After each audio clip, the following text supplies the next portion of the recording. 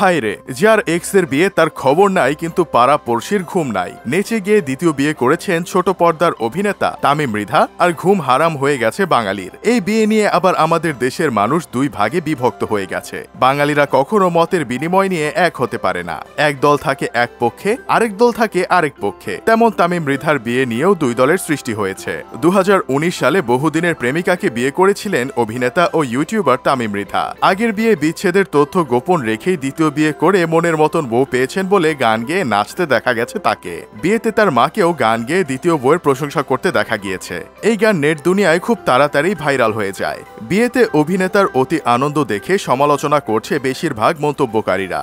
একদল বলছে 2 নম্বর বিয়ে করে এভাবে ঢাক ঢোল পিটিয়ে নেচে গিয়ে বিয়ে করে প্রথম বউকে অসম্মান করার কি আছে। পুরুষ মানুষ আসলেই এমন, মেয়ে পাইলেই সেটা মনের মতো হয়ে যায়, কিন্তু বিয়ের কয়দিন গেলেই সেটা আর মনের মতো থাকে না। আবার কেউ কেউ বলতেছে যে 8 বছর প্রেম করে বিয়ে করে একটা মেয়েকে নিয়ে সংসার করতে পারে নাই, প্রথম বউকে অসম্মান করে নাচতে নাচতে দ্বিতীয় বিয়ে করছে, সে যে দ্বিতীয় বউকে অসম্মান করবে না তার গ্যারান্টি আছে। তার বিপরীতে আরেক দল বলতেছে এক বউ টিকে নাই দেখে কি সে সারা জীবন বিয়ে ছাড়া থাকবে নাকি, আর বিয়েতে একটু আধটু নাচ গান করবেই, এটা নিয়ে এত মাতামাতি করার তো কিছু দেখছি না।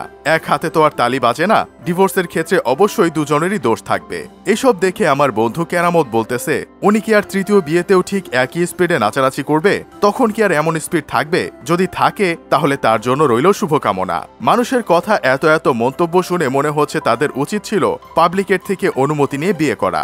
বাঙালি যদি অনুমতি দিত তাহলে তারা বিয়ে করত, আর যদি অনুমতি না দিত তাহলে বিয়ে করতে পারত না। ভাই, তার প্রথম বউয়ের সাথে মনের মিল হয় নাই, তাই সে ডিভোর্স দিয়ে আরেকটা বিয়ে করছে। তাতে আমাদের কি? এই বউও যদি তার মনের মতো না হয় তাহলে সে না হয় আরেকটা বিয়ে করবে, তাতে তো সমস্যা নাই, কারণ 4 বিয়ে করা তো জায়েজই আছে। যদিও সে গানের মাধ্যমে বলে দিছে মনের মতো বউ পাইছে, তাহলে তো আরেকটা বিয়ে করার কোনো প্রয়োজনই হবে না। যদি আরেকটা করার প্রয়োজনও হয় তাহলে তিনি দ্বিতীয় বিয়ে করে গান গাইতে গাইতে না হয় আকাশে উঠে গেছিল, তৃতীয় বিয়ে করার সময় না হয় মঙ্গল গ্রহে চলে যাবেন। এতে তো আমাদের কোনো সমস্যা থাকার কথা না। অন্যকে নিয়ে নাক না ঘামিয়ে যদি নিজের জন্য নাকটা ঘামাইতা তাহলে এতদিনে অন্যের বিয়ে নিয়ে ফালাফালি না করে নিজের বাচ্চার ফালাফালি দেখতে পারতা। এখনো সময় আছে, নিজের নাক নিজের কাজে ঘামাও। আবার আরেক প্রজাতির কিউট প্রাণী বের হয়েছে, তারা এদের বিয়ের গানের ভিডিও শেয়ার দিয়ে বলতেছে জামাই যদি তাদের বিয়েতে এইভাবে না নাচে তাহলে বিয়েই করবে না। আবার কিছু পাবলিক তো তাদের সাথে তাল মিলিয়ে গান গাওয়া শুরু করছে আজকে আমার বিয়ারে। ভাইরে, সে তো 2টা বিয়ে করে গান গাইতেছে, তুই কেন তাল মিলিয়ে এই গান গাওয়া শুরু করছিস? তুই তো সিঙ্গেল, তোরে তো কোনো পোলা মাইয়া পাত্তা দেয় না। আগে বিয়ে কর, তারপর গান গাইস। যাই হোক, শেষমেশ আমি গোলাম হোসেন একটা কাজের কথা কই, যারা নিয়ত করেছেন ওনার মতো বিয়ে গান না গাইলে বিয়ে করবেন না, তাদের কপালে যেন একটা সেকেন্ড হ্যান্ড জামাই জুটে, দোয়া রইল।